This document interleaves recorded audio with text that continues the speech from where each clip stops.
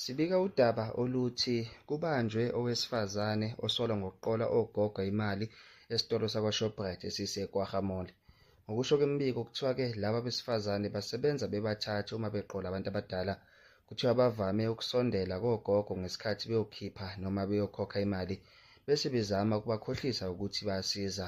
Ngesikhathi-ke kwenzeka lesigameko kuthiwa-ke ababili babalekile kwabanja oyedwa nje kuphela. Abantu abaningi emphakathini nasey'nkundleni zokuxhumana baveze intukuthelo ngalesi senzo bethi ukuqola ogogo kuyinto embi kakhulu ngoba laba bantu abadala bavame ukuthembela kwabanye kalula. Abanye bathi lo wesifazane uzibangela amashwa ngesenzo sakhe sokuhlukumeza abantu abadala ngemali yabo.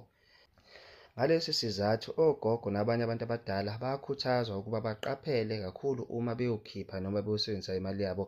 Kubalulekile ukuthi bengavumi ukusizwa abantu abangabazi ngoba kunamasela amaningi asebenzisa ubuqili ukuqola abantu ezindaweni zokuthenga. Umphakathi ukhuthazwa ukuthi uma bebona izenzo ezisolisayo babike ngokushesha ukuze kuvinjelwe ubugebengu obubhekiswe kubantu abadala.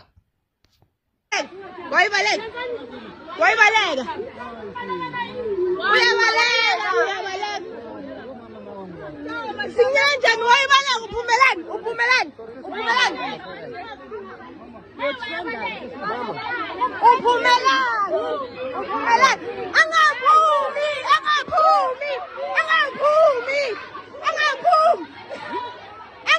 angaphumi emnyango